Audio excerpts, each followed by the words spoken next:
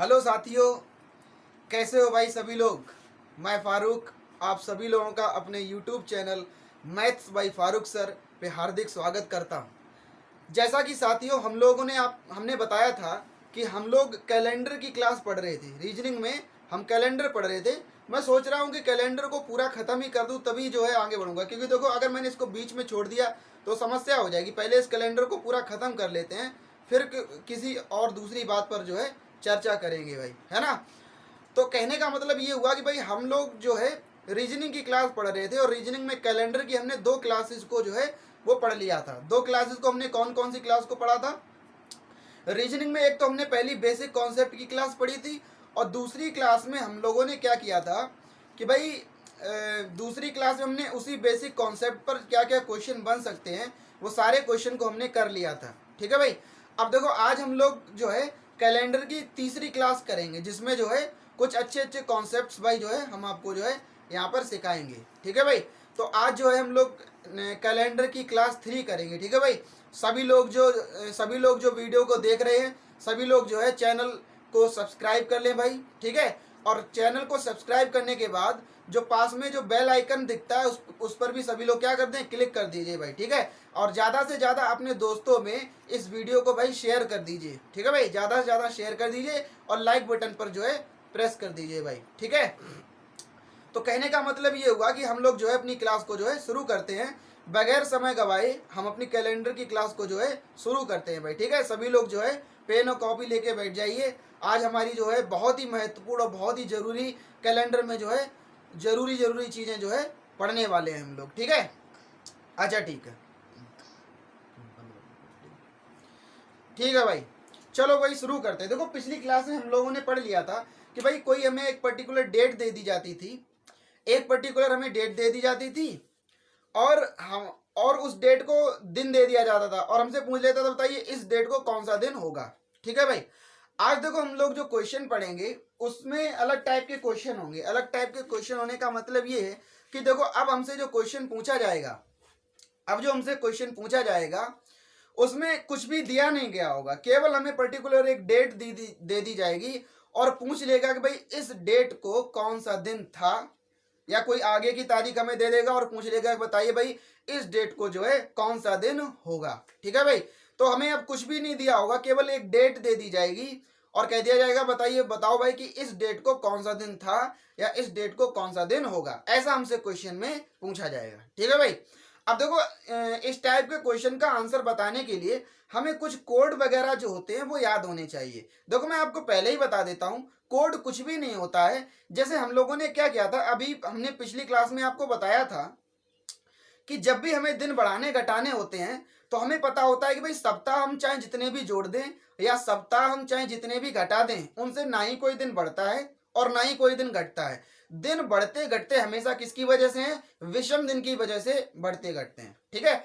आज मैं जो आपको यहाँ पर सबसे पहले कोड आपको जो लिखा रहा हूँ वो कोड नहीं है, वो विषम दिन ही है।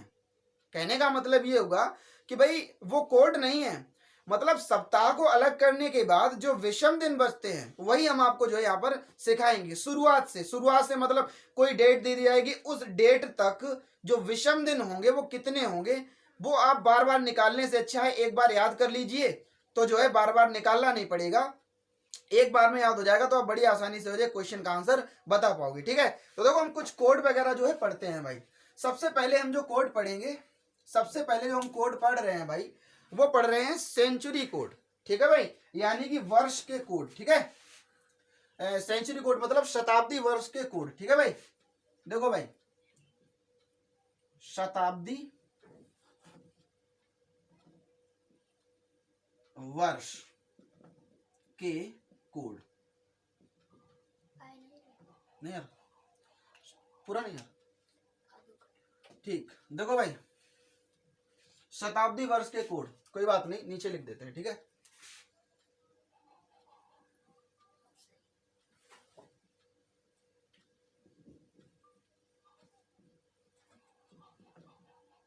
शताब्दी वर्ष के कोड, ये भी हमें पता होना चाहिए। ठीक है भाई। देखो शताब्दी कोड वर्ष के जो कोड होंगे वो केवल 4 होंगे, केवल 4। कौन कौन से? देखो एक होगा 6, एक होगा 4, एक होगा 2 और एक होगा 0। आप ऐसे याद कर लोगे बड़ी आसानी से। देखो इसमें कुछ भी आपको याद नहीं करना पड़ेगा, मैं आपको इस तरीके से बताऊंगा कि आपको अभी के अभी जो है सारी की सारी चीजें दिमाग में बैठ जाएंगी, कुछ भी रटना या कुछ भी याद करना नहीं पड़ेगा। देखो भाई केवल कोड होते हैं, शताब्दी वर्ष के कोड होते हैं 6420। आप पढ़ोगे तो एक दो बार दोहराओगे तो याद हो जाएगा 6420, मतलब घटते हुए क्रम में 6 से लेकर 2 के घटते हुए क्रम में 6420 ये कोड होते हैं शताब्दी वर्ष के। अब ये किस किस शताब्दी वर्ष के कोड होते हैं देखो वो भी समझ लो। देखो आप एक बात हमेशा याद रखना कि जो भी हमारी शताब्दियां हैं वो लीप ईयर हैं।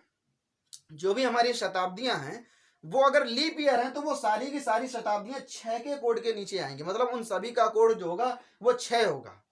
जितनी भी शताब्दियां होगी उन सभी का कोड क्या होगा 6 होगा भाई, ठीक है। जैसे 1200 हमें पता है 1200 क्या है, एक लीप ईयर शताब्दी है, तो इसका कोड क्या होगा 6।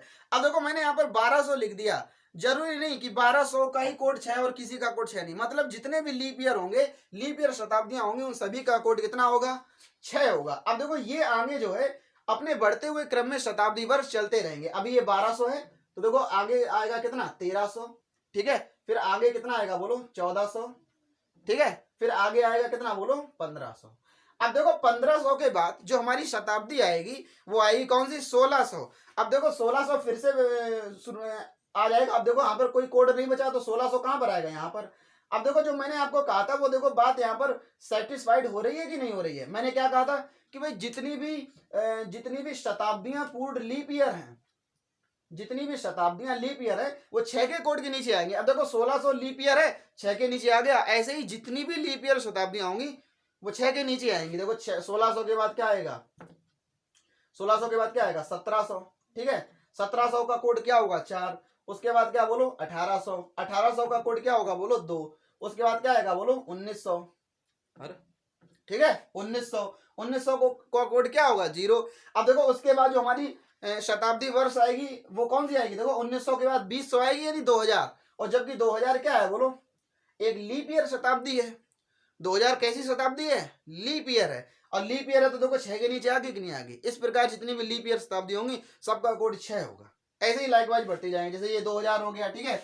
2000 के बाद क्या आएगा 2100, ठीक है। फिर क्या आएगा 2200, फिर क्या आएगा बोलो 2300, 2300 के बाद क्या आएगा बोलो 2400, तो 2400 यहाँ पर आ जाएगा, ठीक है। फिर 2500, फिर 2600, है ना, फिर 2700, और ऐसे ही इनकी जो है कहानी जो है बढ़ती रहेगी, ठीक है भाई। इस तरह से आप जो है आपको कुछ भी कोड याद करना नहीं पड़ेगा। जैसे अगर मैं आपसे ये कहूँ कि भाई अगर मैं आपसे पूछूं भाई 1500 का कोड बताइए, तो हमें पता है 1500 के जस्ट बाद 1600 आएगा, है ना। तो 16 लीप ईयर आ जाएगा, उसका कोड 6 हो जाएगा। इसका मतलब जो 15 का कोड रहा होगा वो क्या रहा होगा 0 रहा होगा। 15 कहाँ पर आएगा यहाँ पर, ठीक है। कुछ भी आपसे कोई पूछे आप बड़ी आसानी से कोड बता पाओगे। जैसे मैं आपसे पूछूं भाई 2200 का कोड बताइए 2200, ठीक है भाई। तो हमें पता है 2200 से पहले 2000 लीप ईयर रहा होगा, तो 2000 का कोड क्या रहा होगा 6। फिर 2100 का कोड क्या रहा होगा 4। 2200 का कोड क्या रहा होगा बोलो 2। तो 2200 का जो कोड रहा होगा वो क्या रहा होगा बोलो 2 रहा होगा। कुछ भी ऐसे पूछा जा सकता है आपसे। जैसे मान के चलो आपसे मैं ये पूछ दूं कि बताइए 900 का कोड बताइए, 900 का कोड। तो हमें पता है कि भाई 900 से पहले क्या आता है 800, और 800 कैसी है लीप ईयर शताब्दी है, तो 800 का कोड क्या होगा 6, और उसके बाद जस्ट आ जाएगा 900, तो 900 का कोड क्या हो जाएगा 4। तो यानी 900 का कोड क्या होगा बोलो 4 होगा, ठीक है भाई। तो कहने का मतलब ये है कि इस तरह से जो है हम बड़ी आसानी से बता पाएंगे कि जो हमारे सामने लीप ईयर जो शताब्दियां होती हैं उनके कोड क्या क्या होते हैं। मौजवानी हमसे कोई भी कुछ भी पूछे बड़ी आसानी से जो है हम बता सकते हैं, ठीक है। तो ये हो गए सेंचुरी के कोड, ठीक है। अब इससे आगे जो हम सभी लोग इसका स्क्रीनशॉट चाहो तो ले लो, ठीक है। और इसके बाद जो है हम मंथ्स के कोड जो है पढ़ते हैं। अभी हमने सेंचुरी के कोड पढ़े, मतलब वर्षों के कोड पढ़े। अब हम महीनों के कोड पढ़ते हैं, ठीक है भाई, ठीक है भाई। तो कहने का मतलब ये कि अब जो है हम मंथ्स के कोड यानी कि महीनों के कोड, कोड नहीं है भाई कोड होगा कोड, ठीक है कोड नहीं है भाई कोड, ठीक है गलती से लग गया, ठीक है। तो भाई महीनों के कोड, महीनों के कोड देखो कैसे याद करेंगे। देखो इसमें कोई बड़ी बात नहीं है, आप 3-3 की सीरीज में याद रखिए। जैसे देखो ऐसे याद रखिए 3-3 की सीरीज में 0, जैसे मुझे याद है, ठीक है। देखो 0 3 3 शुरुआत के, 0 3 3 लास्ट के 0 3 5, ठीक है। फिर 6 1 4 6 2 5, ठीक है। ऐसे 3 3 की सीरीज में याद रखिए, ठीक है, 3 3 की सीरीज में। कैसे? देखो मेरे साथ दोहराओगे तो तुरंत याद हो जाएगा। देखो 0 3 3 0 3 5 6 1 4 6 2 5, ठीक है। ऐसे याद करोगे बहुत जल्दी याद हो जाएगा। 0 3 3 0 3 5 6 1 4 और 6 2 5, ठीक है। 0 3 3 0 3 5 6 1 4 6 2 5, ठीक है भाई। तो कहने का मतलब ये हुआ कि ये सारे क्या हो गए, महीनों के कोड हो गए, ठीक है, महीनों के कोड, ठीक है। तो अभी हमने सीखा भाई सेंचुरी के कोड, मतलब वर्षों के कोड सीख लिए, अब महीनों के कोड सीख लिए, ठीक है। अब देखो जो क्वेश्चन पूछा जाएगा हमारे सामने वो कैसा आएगा, हम डायरेक्ट जो है क्वेश्चन पे चलते हैं, ठीक है भाई। ठीक है भाई, चलो देखो अब हमारे सामने पहला ही क्वेश्चन इस प्रकार है। कहा जा रहा है कि भाई 15 तारीख 8वां महीना 1947, यानी 15 अगस्त 1947 जब हमारा देश जो है आजाद हुआ था, ठीक है भाई। कहा जा रहा है 15 अगस्त 1947 को कौन सा दिन था।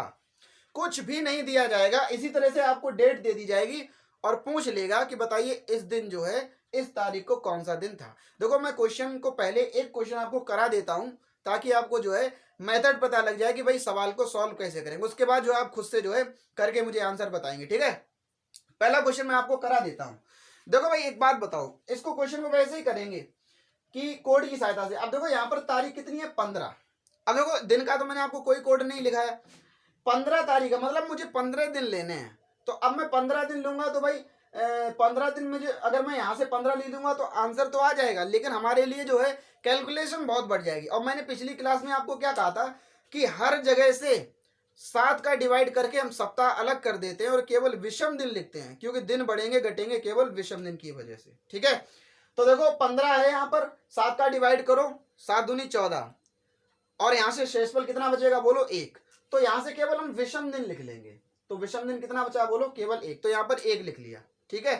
अच्छा ठीक, अब देखो ये 8वां महीना है, तो देखो 8वें महीने के लिए मैंने आपको क्या कोड याद कराया। देखो 0 3 3 0 0 3 3 6 1 4 और 6 2, 8वें पे 2 नंबर आ रहा है, इसका मतलब 8वें महीने का कोड क्या है बोलो 2 है।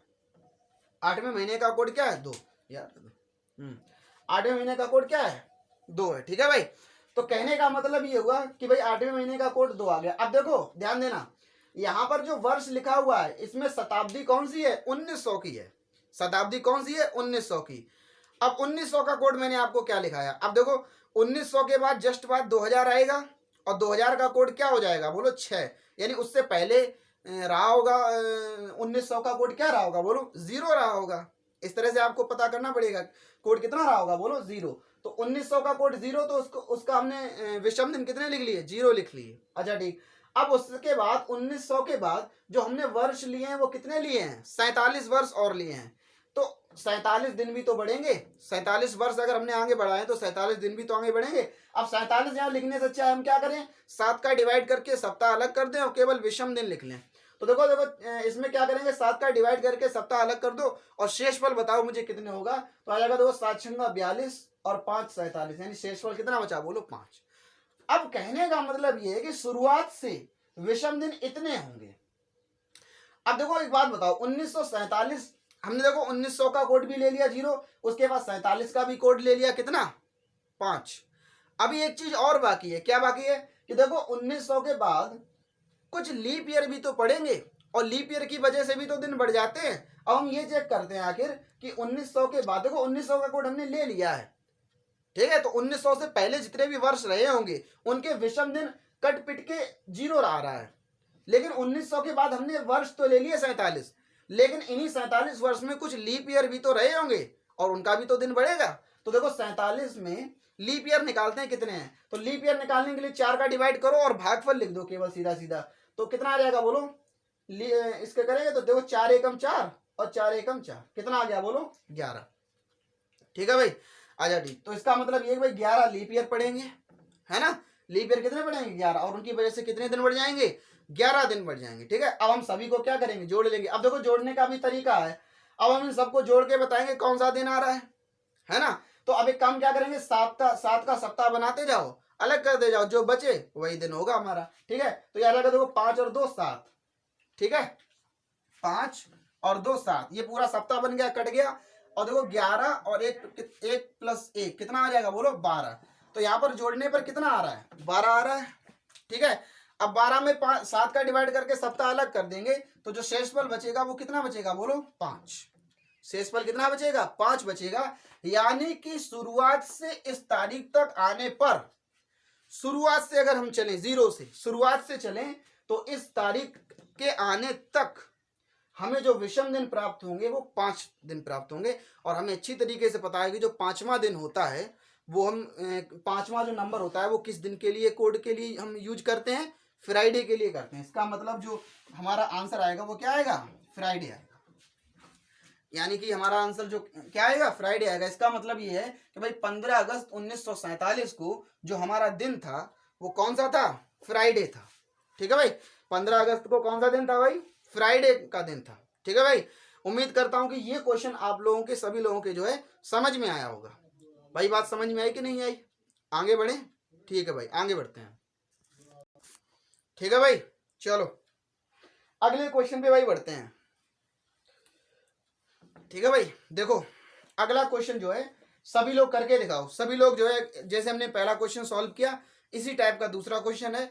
सभी लोग जो है दूसरा क्वेश्चन करके दिखाओ कि 11 तारीख चौथा महीना 1987 को कौन सा दिन था। सभी लोग कमेंट सेक्शन में इस क्वेश्चन का आंसर बताओ भाई, कितना इसका आंसर आएगा। ठीक है भाई, सभी लोग करके दिखाओ भाई, क्वेश्चन का आंसर दिखाओ। ठीक है भाई, चलो अब हम बताते हैं। ठीक है, देखो भाई 11 तारीख चौथा महीना 1987।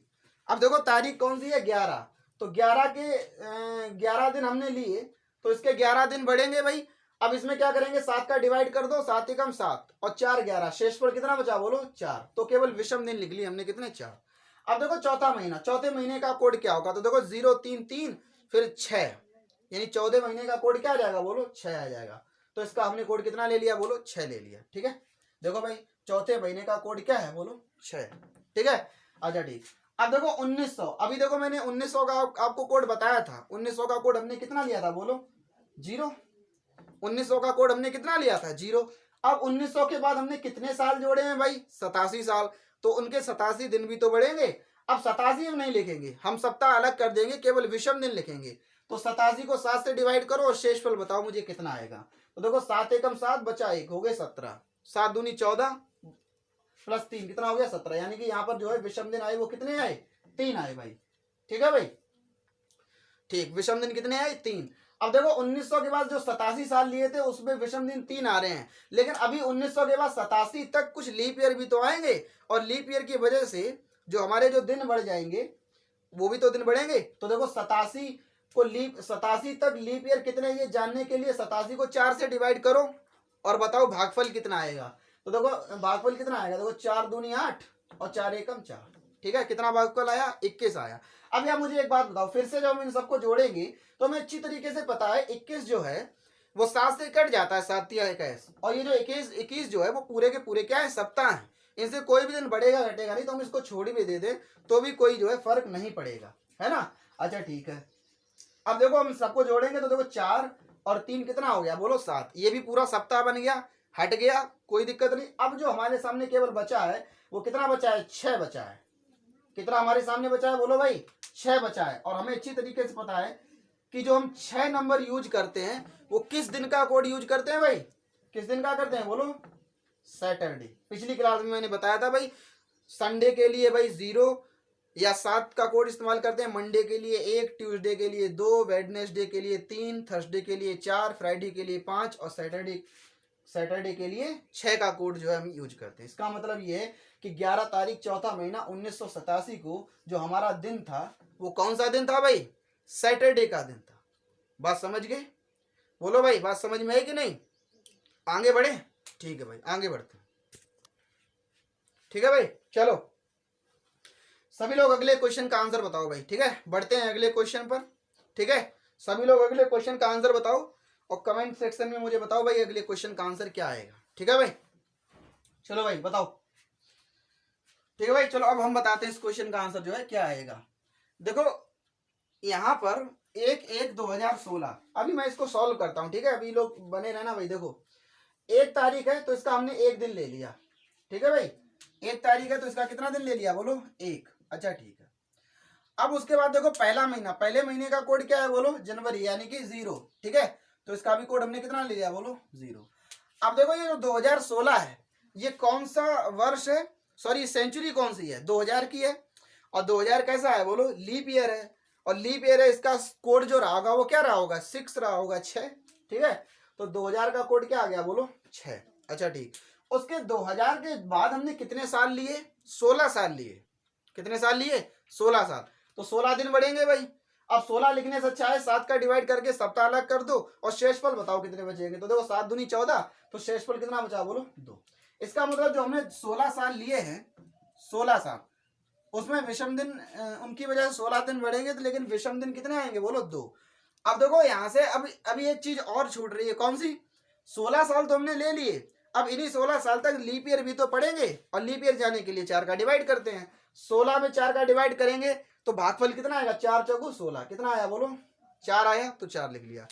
सभी को जोड़ लेंगे, अभी सभी को जोड़ेंगे, देखो कितना आएगा बोलो, देखो 6 और 1 7, कट गया, पूरा सप्ताह बन गया। अब कितना बचा बोलो, 4 और 2 कितना बोलो, 6। 4 और 2 कितना बचा बोलो, 6। लेकिन ध्यान रखना एक थोड़ा सा इसमें गेम है भाई। गेम क्या है कि अभी आप मुझे एक बात बताओ, हमने 2016 तक लीप ईयर कितने जोड़ लिए, 4 लीप ईयर जोड़े हैं। लीप ईयर कितने जोड़े हैं, 4। लेकिन आप मुझे एक बात बताओ, लीप ईयर का मतलब क्या होता है, लीप ईयर का मतलब यही तो होता है कि फरवरी भाई 29 की पड़ेगी, एक दिन बढ़ेगा, उसी का तो एक दिन बढ़ता है कि नहीं बढ़ता है भाई। फरवरी 29 की पड़ेगी तो वही तो एक दिन बढ़ेगा। लेकिन आप मुझे एक बात बताओ, क्या इसमें फरवरी का महीना आ पाया, ये वर्ष तो लीप ईयर है 2016, लेकिन इसमें फरवरी का महीना तो आया ही नहीं। ये तो जनवरी का महीना लिखा हुआ है। जो एक दिन बढ़ता वो कब बढ़ता, वो तो फरवरी में जाकर बढ़ता, लेकिन फरवरी का महीना यहाँ तो आया ही नहीं। तो हमने एक जो लीप ईयर का जो एक दिन एक्स्ट्रा, एक दिन बढ़ता है, वो हमने ज्यादा जोड़ लिया, 2016 का भी जोड़ लिया, जो कि उसमें फरवरी अभी आई ही नहीं है। तो हमें क्या करना पड़ेगा, एक इसमें से माइनस करना पड़ेगा, ठीक है भाई। तो एक दिन इसमें माइनस करना पड़ेगा। तो आप इस बात को हमेशा याद रखना कि जब भी जनवरी फरवरी के साथ अगर लीप ईयर आ जाए, तो पूरे प्रोसेस करने के बाद हम लास्ट स्टेप में से 1 क्या कर देते हैं, माइनस कर देते हैं, ठीक है भाई। तो 6 में से 1 जाएगा तो कितना बचेगा बोलो, 5। और हमें अच्छी तरीके से पता है कि जो 5 हम कोड लेते हैं कौन से दिन के लिए लेते हैं, फ्राइडे के लिए लेते हैं। इसका मतलब ये हुआ कि भाई 1 जनवरी 2016 को जो दिन होगा वो कौन सा दिन होगा भाई, फ्राइडे होगा, बराबर 5 हटा दो, ठीक है भाई। कौन सा दिन होगा बोलो, देखो यहाँ पर 6 माइनस 1 कितना आया बोलो, 5 आया। वहां दिख नहीं रहा, नीचे देख लो भाई, यहाँ पर 5 है, ठीक है। और 5 किसके लिए कोड इस्तेमाल करते हैं, फ्राइडे के लिए, ठीक है। तो इस क्वेश्चन का जो आंसर आएगा वो क्या आएगा, फ्राइडे आएगा भाई, ठीक है। उम्मीद करता हूँ आपको ये क्वेश्चन जो है समझ में आया होगा, ठीक है। आगे बढ़े, अगले क्वेश्चन पे बढ़ते हैं, ठीक है भाई, ठीक है भाई।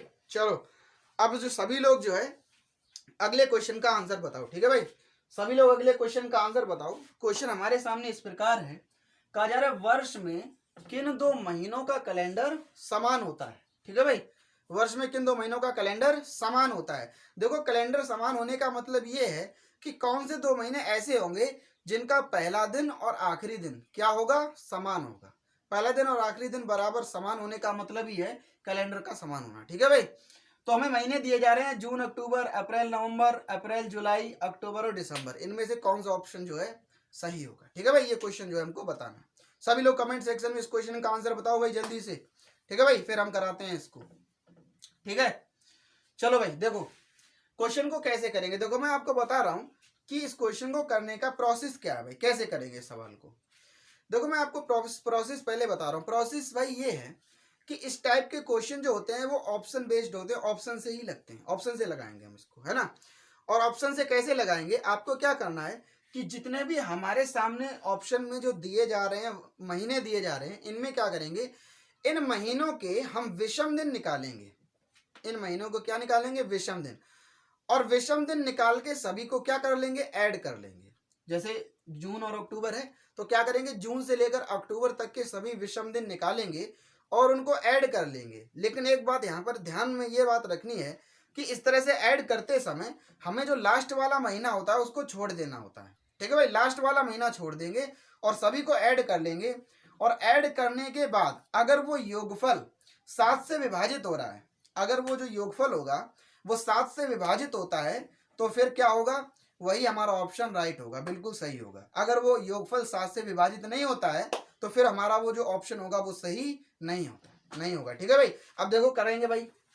देखो हमें अच्छी तरीके से पता है जो जून महीना होता है वो कौन सा होता है, 6वां महीना होता है, 6वां महीना। ठीक है, और अक्टूबर जो महीना होता है, अक्टूबर कौन सा महीना होता है भाई, 10वां होता है, अक्टूबर नवंबर दिसंबर। ठीक है भाई, 10वां महीना होता है, तो हमें 6वें महीने से 10वें महीने तक जाना है। और मैंने आपको पिछली क्लास में याद करा दिया था भाई कि हम कैसे जो है इसमें विषम दिन निकालेंगे भाई। तो ये देखो ये 6वां महीना है और जाना है 10वें महीने तक, तो ध्यान रखना 10वां महीना हमें छोड़ देना है। मैंने क्या कहा, लास्ट का महीना छोड़ देना है। तो 9वें महीने तक हमें जो है विषम दिन जो है निकालने हैं कि आखिर विषम दिन कितने होंगे। तो देखो ये 6वां महीना है, 6 यानी सम संख्या, यानी इसमें दिन कितने होंगे भाई, सम संख्या है तो इसमें दिन कितने होंगे, 30, और 30 में हम 7 का डिवाइड करके सप्ताह निकाल देंगे, तो जो विषम दिन बचेंगे वो कितने बचेंगे, 2 बचेंगे। ठीक है, तो देखो 6वां महीना है तो इसमें विषम दिन कितने होंगे, 2। फिर आएगा 7वां महीना, इसमें विषम दिन कितने, 3। 7वें महीने में विषम दिन कितने, 3, और 8वें महीने में भी विषम दिन कितने होंगे, 3 होंगे, क्योंकि 7वां 8वां महीना जुलाई अगस्त का होता है और दोनों में ही 31 दिन होते हैं। ठीक है, तो देखो 8वें महीने में भी 3 दिन, और 9वां महीना आएगा उसमें विषम दिन कितने होंगे, बोलो 2, और हमें 9वां महीना तक ही जाना था। अब देखो इनको जोड़ लेंगे भाई, जोड़ने के बाद अगर ये योगफल 7 से कट जाए तो ये हमें, यही हमारा राइट ऑप्शन होगा। तो देखो इसको जोड़ेंगे, 3 और 2 5, 3 8 और 2 कितना, बोलो 10। क्या मुझे आप एक बात बताओ, 10 जो है वो 7 से कट जाएगा, जो 10 है वो क्या 7 से डिविजिबल है, तो बिल्कुल भी नहीं है। तो इस क्वेश्चन का आंसर जो है पहला ऑप्शन बिल्कुल भी नहीं हो सकता। ठीक है भाई, यही प्रोसेस अपनाएंगे हम दूसरे वाले ऑप्शन में। ठीक है, तो देखो दूसरा वाला ऑप्शन ये अप्रैल है, अप्रैल, और हमें पता है अप्रैल महीना कौन सा होता है, चौथा महीना होता है ना, और नवंबर महीना कौन सा होता है, 11वां होता है, और लास्ट का महीना हमें छोड़ देना है, तो यानी कि 11वां महीना छोड़ देना, हमें 10वें महीने तक जाना है।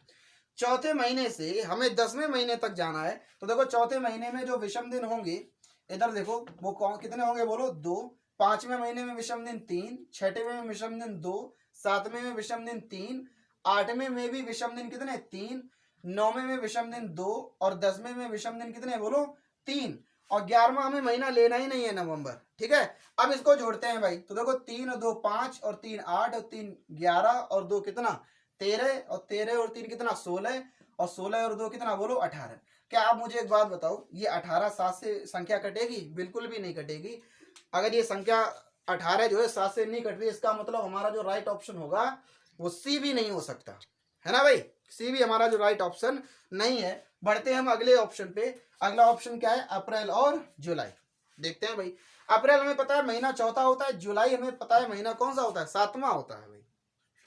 चौथे महीने से 7वें महीने तक भी नहीं जाना, क्योंकि 7वां महीना छोड़ देना है, तो हमें चौथे महीने से केवल 6वें महीने तक जाना है। तो हमें पता है चौथे महीने में विषम दिन कितने होंगे, 2। चौथे महीने में विषम दिन कितने होंगे, 2। 5वें में विषम दिन 3, और 6वें में विषम दिन कितने होंगे, बोलो 2, और 7वां महीना लेना ही नहीं है। इनको देखो जोड़ेंगे तो 2 3 5 और 2 कितना, बोलो 7। आप मुझे एक बात बताओ, 7 जो है क्या संख्या 7 से कटेगी, तो आप कहोगे कि भाई बिल्कुल जो है 7 जो है संख्या 7 से कट जाएगी। अगर ये संख्या 7 से कट रही है, इसका मतलब जो हमारा राइट ऑप्शन होगा वो कौन सा होगा, सी होगा। ठीक है भाई, इसका मतलब इस क्वेश्चन का आंसर आएगा अप्रैल और जुलाई। अप्रैल और जुलाई, इसका मतलब ये है कि महीने में अप्रैल और जुलाई का जो महीना ऐसा होगा जिसका कैलेंडर क्या होगा, समान, मतलब पहला दिन और आखिरी दिन समान होगा, चाहे वो वर्ष लीप ईयर हो, चाहे वो वर्ष कैसी हो, नॉर्मल ईयर। ठीक है भाई, तो उम्मीद करता हूँ आप इस टाइप के क्वेश्चन लगा पाओगे। ठीक है, और समझ में आया होगा सभी लोगों के ये क्वेश्चन भाई, समझ में आया कि नहीं आया, आगे बढ़े। ठीक भाई, आगे बढ़ते हैं।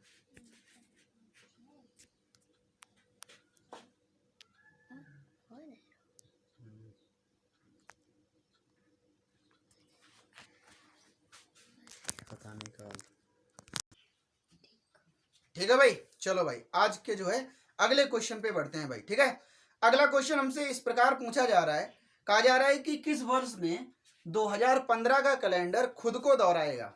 फिर से वही बात आ गई, 2015 में खुद को दोहराने का मतलब ये हो गया कि 2015 का कैलेंडर जो है कब दोहराएगा, मतलब कब, कौन सा वर्ष ऐसा होगा जिस वर्ष में 2015 के समान ही पहला दिन और आखिरी दिन होगा, ऐसा क्वेश्चन हमसे पूछा जा रहा है। ठीक है भाई, इस क्वेश्चन का देखो प्रोसेस भी वही है, इस क्वेश्चन का भी जो प्रोसेस है वो वही है जो पिछले क्वेश्चन का था। इसमें हम क्या करेंगे, ध्यान में से समझो, इस क्वेश्चन को हम सॉल्व कैसे करेंगे। देखो ये भी क्वेश्चन जो है ऑप्शन की ही हेल्प से जो है सॉल्व होगा। कैसे करेंगे, देखो इसमें हम क्या करेंगे कि हम एक देखेंगे भाई हमने 2015 से कितने साल बढ़ाए हैं। देखो हम ऑप्शन उठाएंगे और देखेंगे भाई डिफरेंस कितने साल का है। तो पहले हम डिफरेंस निकालेंगे भाई कितने साल का है, और डिफरेंस निकालने के बाद फिर हम ये देखेंगे कि भाई उन दोनों वर्षों के बीच जो लीप ईयर पढ़ रहे हैं वो आखिर कितने लीप ईयर पढ़ रहे हैं। तो ध्यान रखना, डिफरेंस और लीप ईयर को दोनों को जोड़ देंगे।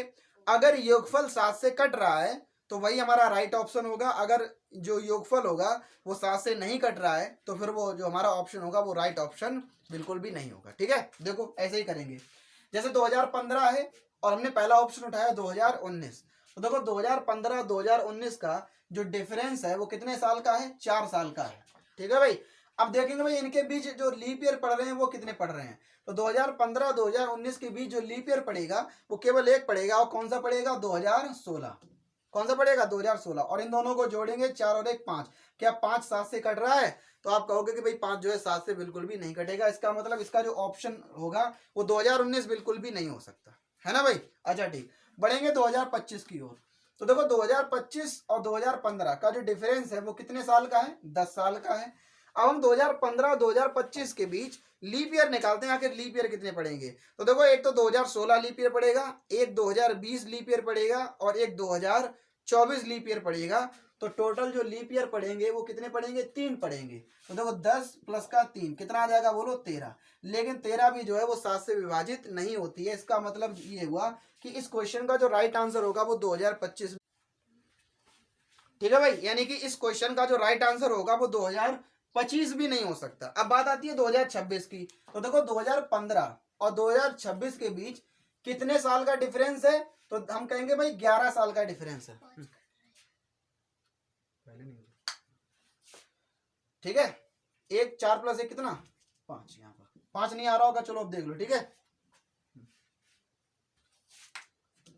चलो यहाँ देख लो नीचे, 4 प्लस 1 यानी कितना, बोलो 5। ठीक है, यानी 5 भी विभाजित नहीं है, यानी ये भी आंसर नहीं हो सकता। अब देखो 2026 लेते हैं भाई, 2026 और 2015 का डिफरेंस कितने साल का है, बोलो 11 साल का है। ठीक है, डिफरेंस कितने साल का है, 11 साल का।